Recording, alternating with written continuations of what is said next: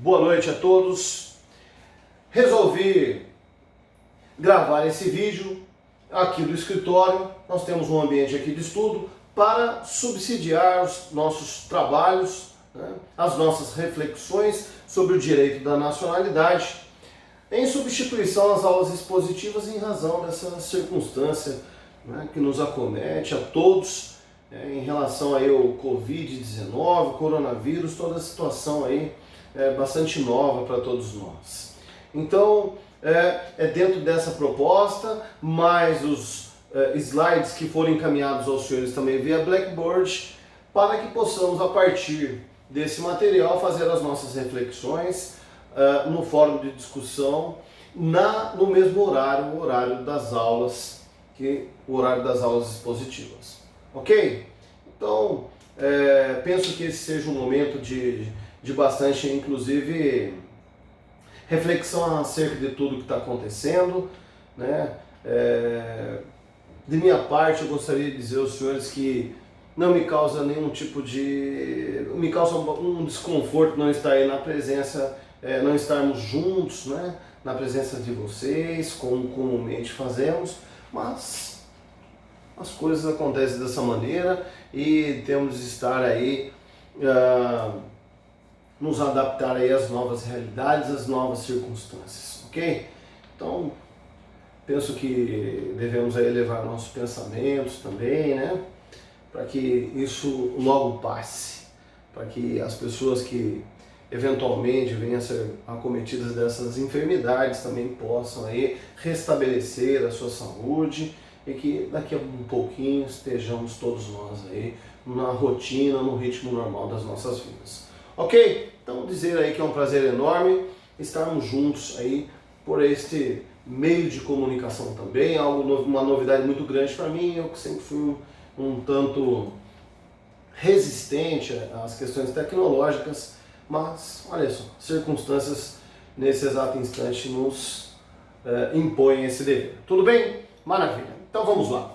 Meus amigos, retomando, né, tudo aquilo que havíamos conversado e refletido a respeito do direito da nacionalidade, me recordo que durante as aulas expositivas, desde as primeiras aulas, tive aí a preocupação de fazer um resgate, né? Fizemos juntos esse resgate, a partir inclusive de uma reflexão da origem das sociedades, a razão, né? O porquê da existência das leis positivadas, né? Esse trabalho realizado dentro de uma ótica contextualizada pelo legislador, né? A quem compete inovar a ordem jurídica, e também a partir do quê? A partir de um contexto histórico. A partir de um contexto histórico, né, das gerações ou dimensões de direito, para tentar contextualizar, identificar onde é que encaixa, em qual dimensão, em qual geração, o direito de nacionalidade. Ok? A partir disso também fizemos o quê? Traçamos as principais referências legislativas atinentes ao quê? Atinentes ao direito da nacionalidade. Por óbvio, iniciando a partir da lei fundamental, da Constituição Federal, né, lá do seu artigo 12, né, a Constituição, esse é um artigo, inclusive, extenso, né, consideravelmente extenso, que destina, a Constituição, ela dá um tratamento específico no direito da nacionalidade, lá no artigo 12. A partir disso também conversamos a respeito, né, dos tratados internacionais que versam sobre o direito de nacionalidade, como o tratado, né, a Convenção de Haia, né, diplomas legislativos internacionais, como tratados, convenções, acordos. Então nós temos aí a Convenção de Haia de 1930, a Declaração Universal dos Direitos Humanos, a de 1948, a Convenção sobre o Estatuto dos Apátridas, né? Um diploma legislativo de 1954.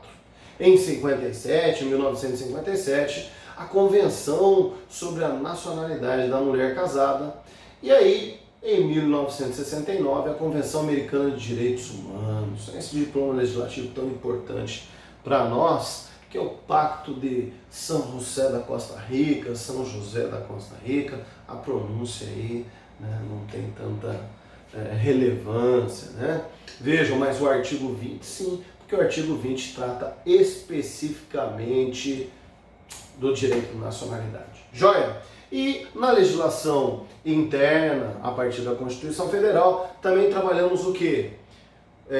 Apontamos aí como referência legislativa um diploma legislativo muito recente, a legislação infraconstitucional muito recente, que é a Lei 13.445 de maio, né, de maio de 2017. Uma data muito significativa para mim, 24 de maio de 2017, ok? E foi a partir dela que conversamos e falamos, olha, esta lei, ela cuida de conceituar, de definir, né, aí vários institutos, como quem é o imigrante, o emigrante, né? Quem seria o residente fronteiriço, os apátridas. Então esse é um diploma legislativo que deve nos acompanhar ao longo dessas discussões acerca do direito da nacionalidade. Tá ok? Fizemos, inclusive, tivemos o cuidado, e na última aula, essa eu me recordo que foi na última mesmo, que fizemos aí também uma reflexão a respeito do tratamento dispensado pelo legislador, né? Responsável pelo diploma que tratava anteriormente, né? Que era a Lei 6.815 de 1980, denominada Estatuto do Estrangeiro, e a Lei 13.445 agora de 2017. E nesse sentido, nós conversamos, traçamos aí alguns comparativos entre o pensamento lá de 1980 e o pensamento agora de 2017. Como já disse várias vezes aos senhores, chegamos a essa conclusão juntos em várias oportunidades, o legislador, ele tenta acompanhar toda essa mudança social, né? Entendemos aí o direito enquanto fenômeno social, e o legislador ele tem essa incessante busca por acompanhar todos esses acontecimentos. Já visto o que está acontecendo agora no mundo, né? Algo inédito, pelo menos eu não tenho notícia de que tenha acontecido algo com essa proporção, nessas dimensões. Então o que acontece? Traçamos esse comparativo entre o pensamento lá em 1980 e o pensamento agora em 2017. E muita coisa mudou, mas mudam-se as regras, né? Nós bem sabemos que os princípios, eles não se alteram, muito pelo contrário. Os princípios, assim como a sombra, ora se aproximam da sociedade, ora se distanciam.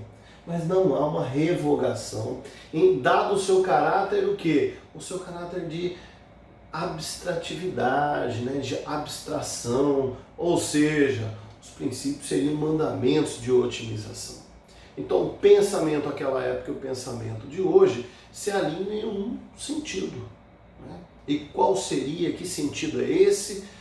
E qual o princípio que informaria, né, que estaria por informar, então, esse direito da nacionalidade? O princípio pro homine, né? O princípio pro homine, em que, quando se estuda, né, as normas, nós verificamos que as normas se excluem. Vejam que a Lei 13.400, né, 13.445 de 2007, 17 melhor, ela acabou por revogar na 6.815 de 80.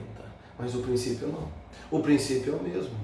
Esse princípio é o mesmo. E a essência da aplicação desse princípio pro homine vai de encontro a um dos fundamentos da República, que é a dignidade da pessoa humana.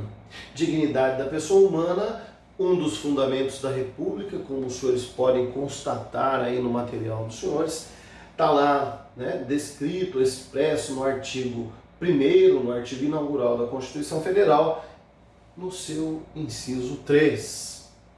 Então, a dignidade da pessoa humana é um dos fundamentos da República, é o valor fonte, né, do ordenamento jurídico. Dignidade da pessoa humana que se colocaria como um supra-princípio. E é nesse sentido que esse princípio também, o princípio pro homem, deve ser entendido. Né? Deve ser entendido.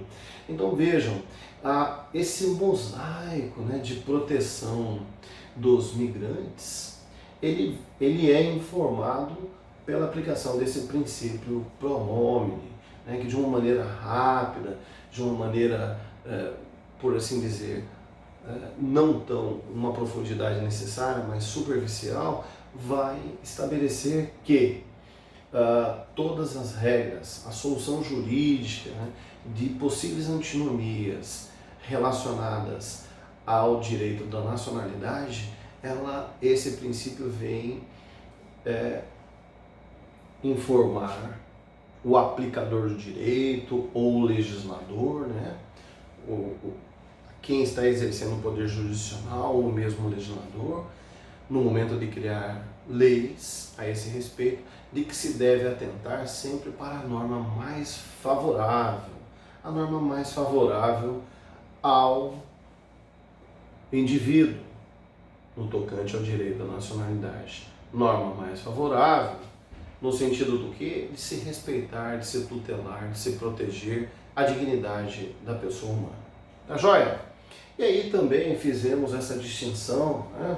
A distinção inclusive, que me parece, do ponto de vista somente doutrinário, a distinção entre a terminologia de direitos humanos e direitos fundamentais.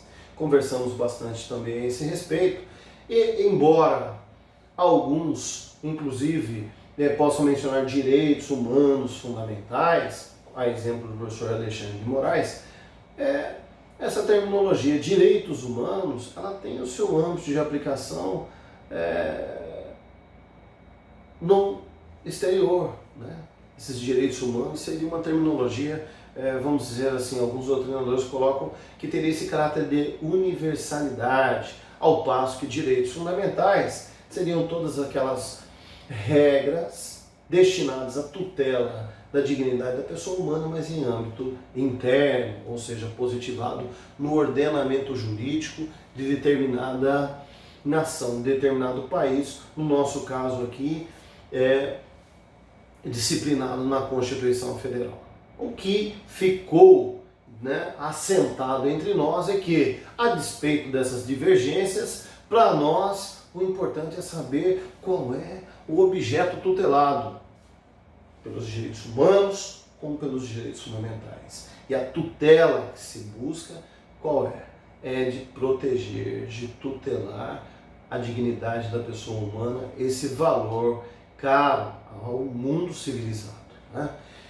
Há consenso, né, de que não se admitem a construção de ordenamentos jurídicos, de leis estas, como eu acabei de dizer aos senhores, leis positivadas, que não se destinem a estar a favor da sociedade, a favor da humanidade. Afinal de contas, não se concebe a ideia de um direito desse produto social, de um direito aí pensado a partir das leis produzidos pelo próprio homem em desfavor à humanidade, contra a humanidade. Ok? E é nesse sentido que ganha força esse conceito que ainda se encontra em construção, que é o conceito da dignidade da pessoa humana. Joia? Colocamos, né, tem aí no teu material, você que está acompanhando por meio dos slides, colocamos aí inclusive uma frase, né, de Afonso Arinos de Melo Franco, que infelizmente faleceu, né, por esses dias agora, nos deixou. Mas deixou também, nos deixou fisicamente, mas tem um legado aí, e inclusive uma das frases que eu coloquei homenageando o professor Afonso Arinos de Melo Franco, que sem respeito à pessoa humana não há justiça, e sem justiça não há direito. Ok? Então uma frase aí do professor Arinos de Melo Franco, Afonso Arinos de Melo Franco, para que possamos depois refletir. Tá joia? Vamos lá. Então, meus amigos, dando continuidade, também tivemos a oportunidade de trabalhar o quê? Alguns conceitos. E o conceito de nacionalidade, como os senhores têm aí, é um conceito trazido por quem? Por Pontes de Miranda.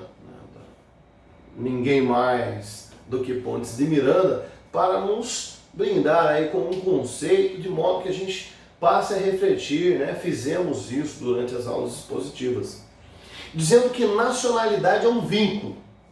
Nacionalidade é um vínculo jurídico e político de direito público interno que faz da pessoa um dos elementos componentes da dimensão pessoal do Estado. Um dos elementos componentes da dimensão pessoal do Estado.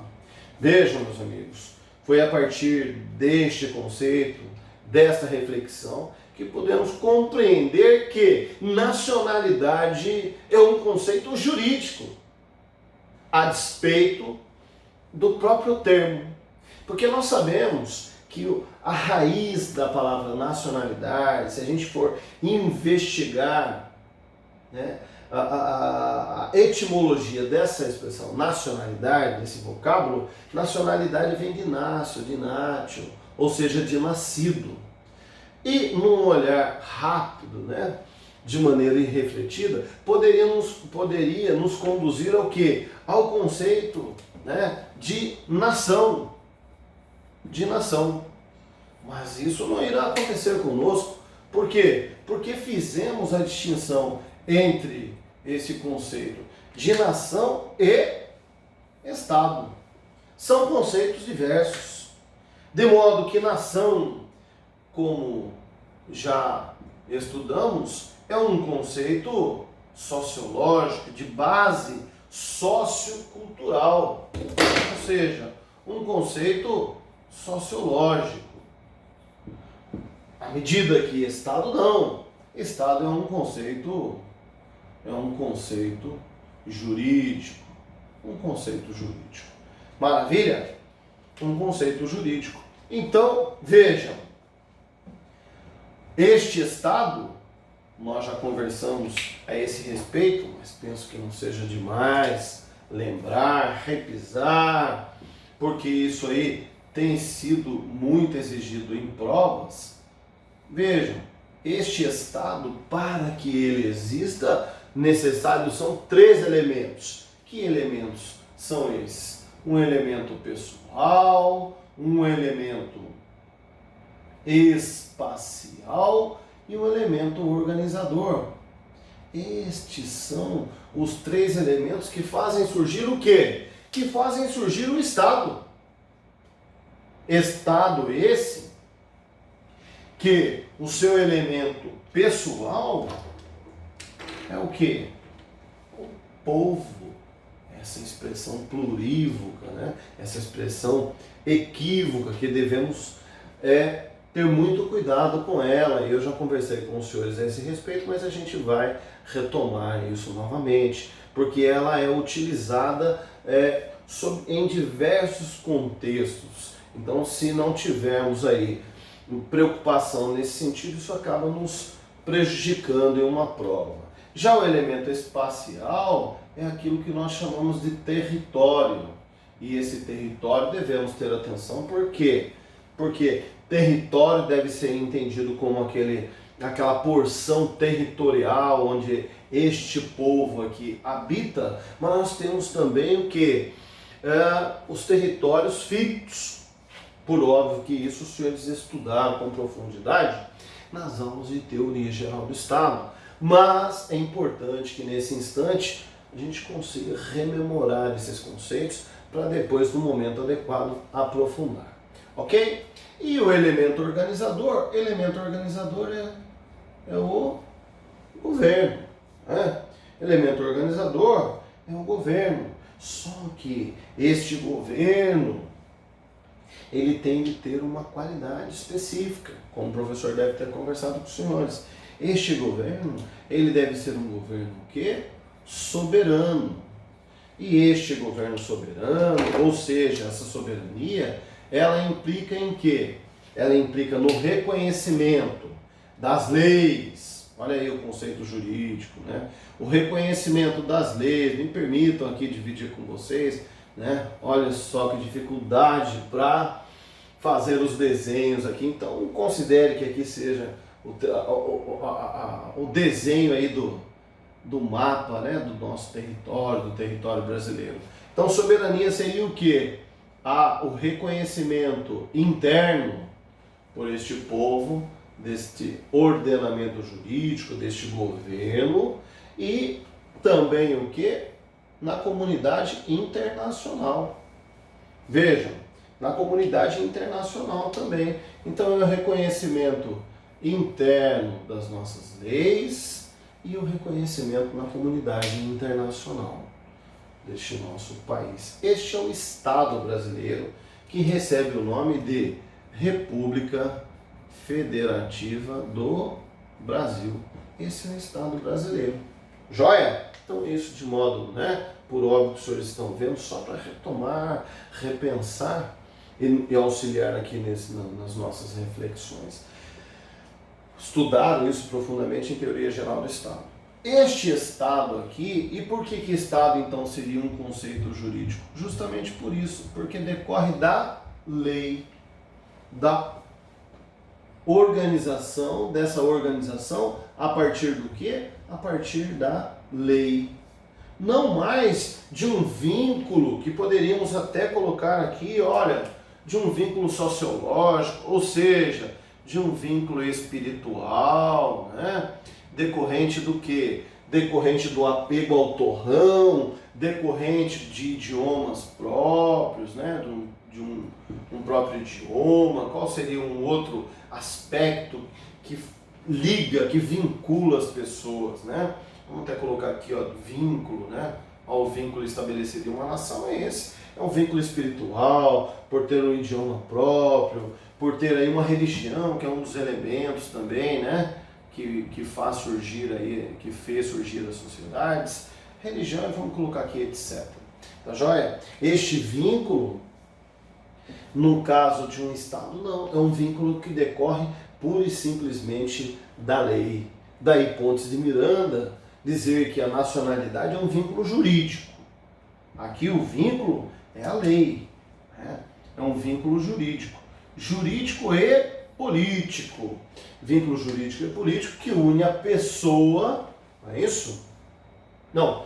Vínculo jurídico e político, direito público interno, que faz de quem? Da pessoa um dos elementos componentes da dimensão o quê? Pessoal do Estado. Tá joia? Um dos elementos aí, componentes da dimensão pessoal do Estado. Agora, vejam, meus amigos, nós temos aí, feito essa breve introdução, nós temos conceitos, é isso? Temos conceitos aqui, palavras, né, definições, que são o quê? Correlatas. Por isso que tem aí no material, no slide, conceitos aí correlatos, né? Conceitos correlatos aí à nacionalidade e que devem inspirar o quê? Devem inspirar nossas preocupações, uma preocupação para não utilizar de maneira equivocada algumas expressões. Sempre insisto em dizer, na academia cometemos erros, e os erros a todos os dias. Eu, muitas das vezes, por mais cautelosos que sejamos, algum maltrato aí, né, ao nosso idioma, à nossa língua, mas erros conceituais são imperdoáveis, jamais. E é pensando nisso que, olha só, dentro desses conceitos nós temos que ter preocupação com esta expressão aqui, e estou dizendo isso pela segunda vez, né? Povo, porque está intimamente ligado ao conceito de nacionalidade, que é o tema que nós estamos tratando, que está intimamente ligado. Por quê? Vejam, meus amigos, invariavelmente poderá acontecer o seguinte, de surgir um questionamento no seguinte sentido: quem é o povo brasileiro? Quem é o povo brasileiro? por óbvio que eu tenho que compreender o alcance dessa expressão. Quem é o povo brasileiro? Então, poderíamos, olha só, tentar responder no seguinte sentido. O povo brasileiro é o conjunto, eu já vi isso em livros, é o conjunto de, povo, conjunto de, no caso aqui, o povo brasileiro, só vou deixar povo aqui, é o conjunto de brasileiros. Será que nos ajuda isso? Fico pensando, não sei, Creio que os romanos, tem uma expressão no direito romano que chama-se petição de princípio. Esse tipo de resposta, tentativa de resposta, como essa aqui, seria um conjunto de brasileiros, sim, brinco com os meus alunos, quando trabalhamos aí a questão da organização espacial dos poderes, Aí o poder executivo, aí ele executa, e o legislativo legisla, e o judiciário julga, e o sapo sapeia, e a maré mareia, e o vento venta. Petição de princípio, isso é inadmissível, Isso não estamos aí enfrentando o que de fato deveria ser enfrentado, ok? Então, por brasileiros, conjunto de brasileiros, sabemos que há uma resposta de quem? Da lei. Quem irá nos dizer quem é o povo brasileiro? Quem detém a nacionalidade brasileira? Quem será? A lei. E onde está escrito isso, professor? Está lá no artigo 12. Está lá no artigo 12 da Constituição Federal. 12 da Constituição Federal. Quem são os brasileiros? São os natos e os naturalizados. São os natos e os naturalizados. Agora vejam bem. Neste caso específico, eu te convido, eu sei que nesse instante você está sobre a sua mesa, tem o vadimécum. Eu não tenho dúvida nenhuma, o meu está aqui do lado, olha só. Um segundinho, olha aqui, estava ali do lado. Vamos colocar para cá. O vadimécum deve estar aberto onde? Lá no artigo 12 da Constituição Federal. Lá no artigo 12, para que, qual é a finalidade disso? Tenhamos inclusive o quê? Contato com ele e, inclusive, com esse aspecto gráfico. Isso ajuda muito na hora da prova. Ajuda muito na hora de prova. Então, você que pegou o teu vadimécum, estamos onde? Olha só, estamos no capítulo 3 do título 2, denominado da nacionalidade. E o artigo 12 nos diz o seguinte: são brasileiros. Quem é o povo brasileiro? Quem são os brasileiros? Quem é esse conjunto de brasileiros? Os natos e os naturalizados. Ok? Esse é o povo brasileiro. Só que nós bem sabemos que não são apenas os natos e naturalizados que se encontram onde? Que se encontram em território brasileiro. Sabemos disso. E é por essa razão que um outro conceito aparece para que possamos refletir. Qual é o outro conceito, professor? O outro é população. População. Vejam, população difere deste termo povo, de modo que a população continua sendo um conjunto, Um conjunto, vou colocar de azul aqui para manter o padrão. Um conjunto de pessoas, só não mais de brasileiro. Um conjunto de pessoas, que habitam, habitam um determinado território, nesse nosso caso território brasileiro, um território, em um dado momento. Vejam, então, a população brasileira hoje, temos o quê? Apenas e tão somente natos naturalizados? Não, mas temos também estrangeiros, temos apátridas, refugiados, ou seja, pessoas que não estão vinculadas, veja bem, olha só, que não estão vinculadas ao Estado brasileiro, porque este vínculo se dá a partir da lei. Não estão vinculadas ao Estado brasileiro, mas habitam o nosso território por um dado momento. Então, pessoas que habitam um território, vamos concluir aqui, né? Em dado momento. Tá joia? Vamos lá? E aí, para fechar, vejam bem, me parece que seja oportuno e muito importante, né? Importante, muito interessante, que a gente faça a seguinte distinção, o que é muito comum, um equívoco, um tratamento, vamos dizer assim, como se sinônimo, expressão sinônima, né? Ou equivalente fosse. Para nós não. Olha, uma expressão também que não pode ser confundida com povo, que não se confunde com população. Olha aqui, é o cidadão. Quem é o cidadão, no nosso caso específico, o cidadão brasileiro? Quem seria esse cidadão brasileiro? Então, cidadania é um conceito mais abrangente. É um conceito mais abrangente do que o conceito de povo brasileiro. Vejam, meus amigos, vejam.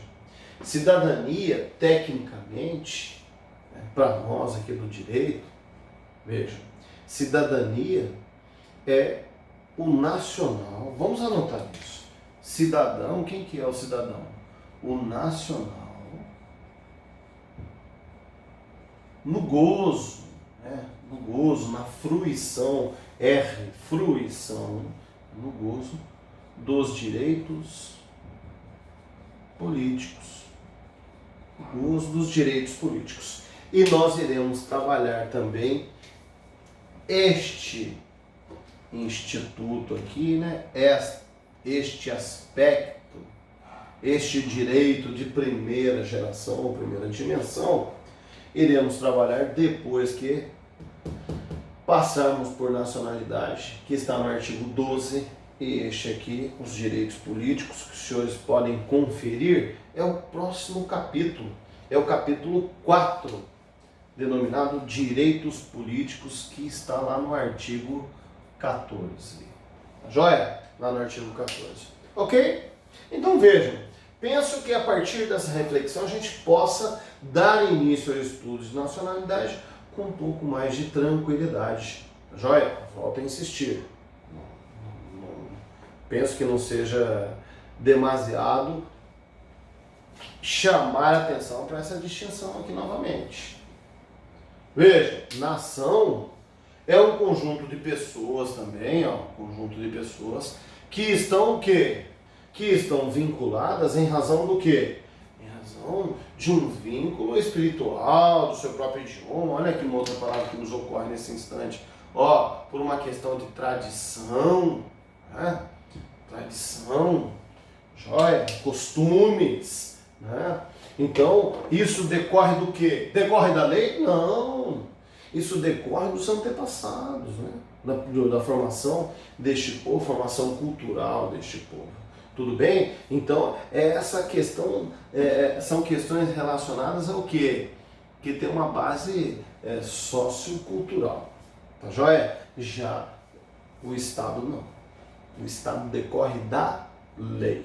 Tudo bem? Então eu quero encerrar esse raciocínio com os senhores, te convidando a refletir a respeito do quê? Olha só, o território brasileiro, as dimensões geográficas do território brasileiro. Isso. Nós temos uma dimensão continental. Os senhores sabem que nós temos aí várias cidades, né? Como aqui no estado, nos estados aqui para o sul, mais ao sul, Paraná, Santa Catarina, em que essa questão cultural, ela difere consideravelmente do Sudeste, do Nordeste e do Norte. E o contrário também é verdadeiro. Nós temos aí culturas, né, brasileiros que residem no norte do país, que têm, né, tradições, dialetos completamente diferentes dos nossos aqui, que estamos mais aqui na região sudeste, na região sul. Mas isso não impede de todos sermos o quê? Brasileiros. Ou seja, veja, quantas nações nós temos aqui no Estado brasileiro? Várias nações, várias nações. Mas todos nós somos brasileiros, brasileiros. Alguns trazendo como exemplo, para aclarar um pouco mais isso, diz o seguinte, que em razão dessa dimensão continental e de existirem várias nações no Estado brasileiro, nós temos o sentimento de nação aqui no Brasil, né, unidos, essa vinculação em época de Copa do Mundo, né, modalidade esportiva aí do futebol. E ali todos cantam o hino nacional, é aquela sensação de pertencimento, ela se aflora, que essa seria o sentimento, né? Esse seria o conceito de nação, ok? Já o conceito de nacionalidade, não. O conceito de nacionalidade, o conceito de Estado está ligado à lei e não a essas questões de base sociocultural, como colocamos há pouco. Tá bom, meus amigos? Eu agradeço por enquanto a atenção dos senhores e te convido para dar continuidade em breve ao estudo do artigo 12.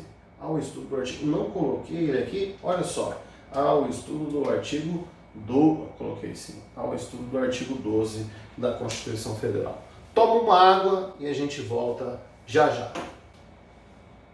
Bom, de volta então, né? De volta às nossas reflexões aí a partir do artigo 12. Vamos então seguir para tratar o que? Conversamos a respeito dos conceitos, né, dos principais conceitos que são importantes para o estudo e, como não poderia deixar de ser, temos também de cuidar do que? De enfrentar esse questionamento aqui, muito presente, em especial em bancas de concurso, e para nós graduandos nas bancas examinadoras de trabalho de conclusão de curso, né?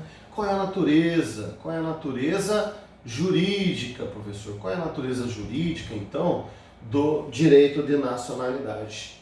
Natureza jurídica do direito de nacionalidade. A natureza jurídica, como conversamos há pouco, ela é essencialmente de direito público. Ué, de direito público. Pois é nesse ramo, né, do direito, pensando, né, a partir daquela divisão clássica que os romanos já fizeram entre direito público e direito privado, ou seja, questões relativas ao direito público, direito de todos, né, relativas especificamente ao Estado, e questões relativas ao direito privado seriam aquelas de interesse dos particulares, das pessoas, o relacionamento estabelecido entre elas. A natureza jurídica do direito de nacionalidade, como decorre da lei, é uma natureza jurídica essencialmente de direito público. De direito público. Né? Ou seja, natureza jurídica é de direito público. Porque é aqui que eu tenho o quê? O relacionamento entre o Estado, é isso? E as pessoas. Vamos colocar aqui. E o indivíduo, prefiro essa expressão, entre a pessoa, ou as pessoas, né? Entre a pessoa. Olha só, então nós temos o quê? Nós temos essa situação de um relacionamento, né?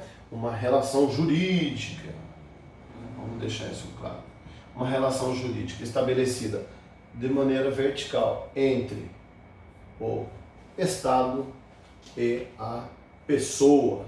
Aqui eu gostaria, meus amigos, que os senhores anotassem aí o quê? Que esta relação é de direito público e, olha o acentinho aqui no público, de direito público e é informada também por um princípio. Devemos investigar, sempre estar investigando. Professor, qual é o princípio, então, que orienta, qual é o princípio que informa o direito de nacionalidade? E esse princípio é o princípio da atribuição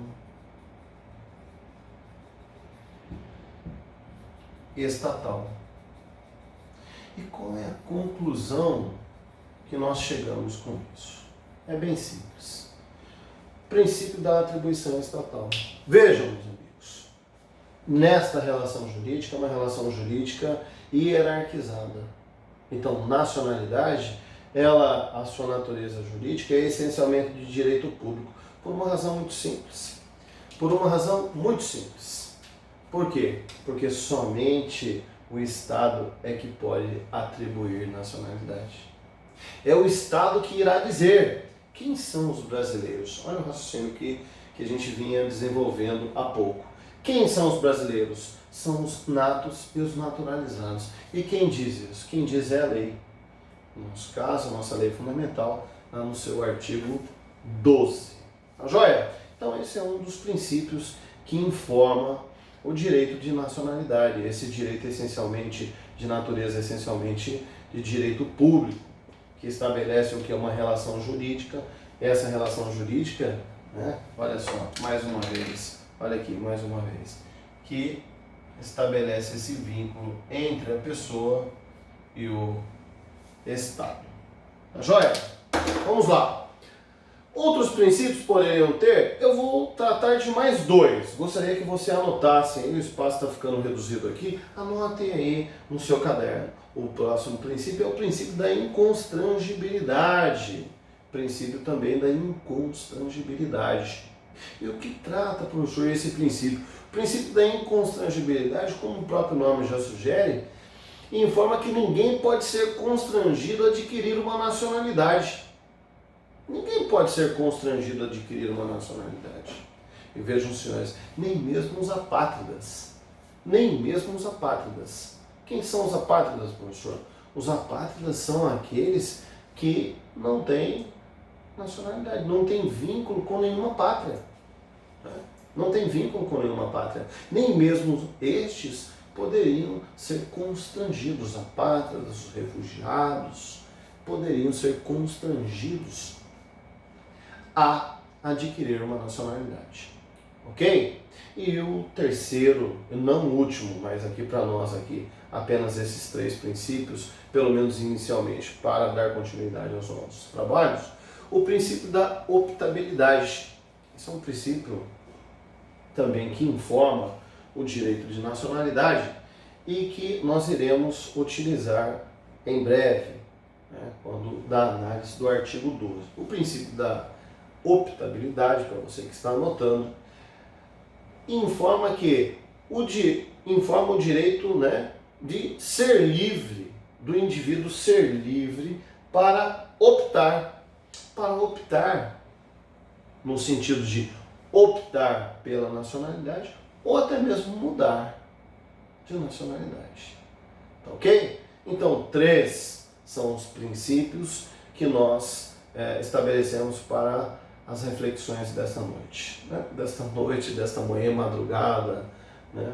Dependendo do horário em que você estiver aí assistindo.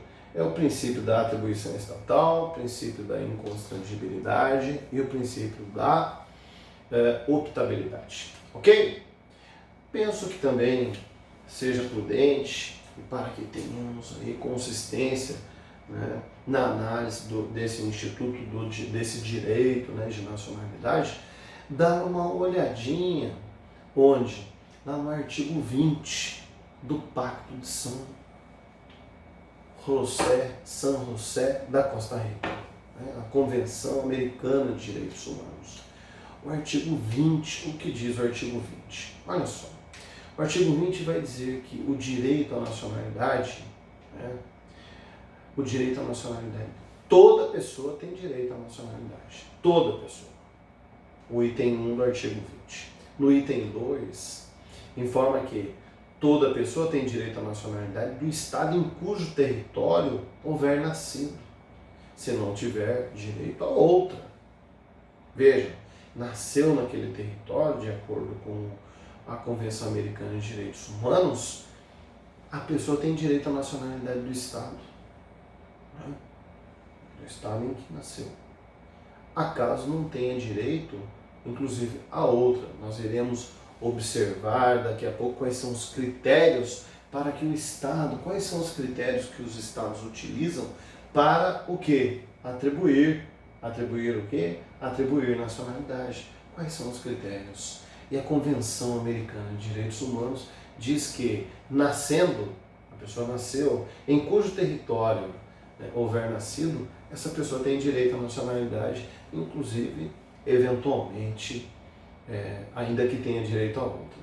E o item 3, para você que está acompanhando aí, a ninguém se deve privar arbitrariamente de sua nacionalidade. Não se deve privar arbitrariamente ninguém de sua nacionalidade, nem do direito de mudá-la.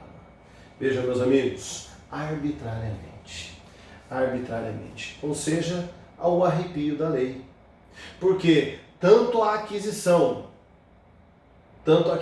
a atribuição pelo Estado, a aquisição pelo indivíduo, como até mesmo a mudança, decorrem do quê?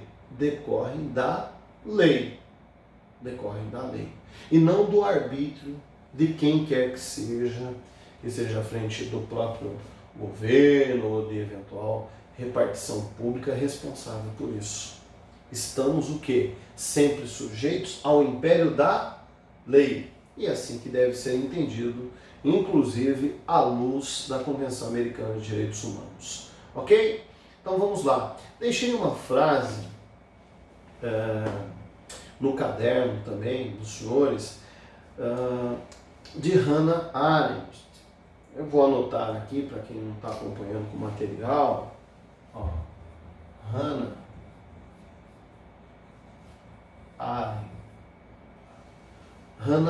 Arendt. Tem uma frase de Hannah Arendt que diz o seguinte: sem nacionalidade, a pessoa humana, né, fica privada do direito a ter direitos. Ela não tem uma nação que a proteja. Olha só a profundidade desta frase para que a gente possa refletir a partir disso. Sem a nacionalidade, a pessoa humana fica privada do direito a ter direitos. Ela não tem uma nação que a proteja.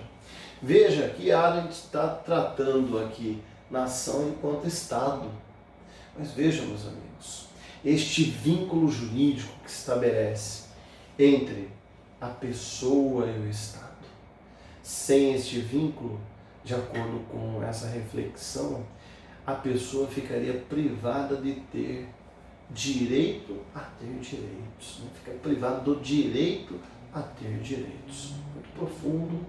Tem uma obra muito interessante, eu vou deixar depois também essa dica de literatura, muito interessante, dessa filósofa, em especial no que concerne aí o direito de nacionalidade. Tá joia? Bom, pessoal, então por hoje é só. Eu te desejo aí um excelente final de semana. No fórum de discussões tem algumas questões sobre o tema de hoje e já ensaiando aí os próximos debates que teremos então no mesmo horário, no mesmo dia, na próxima semana. Forte abraço, até breve.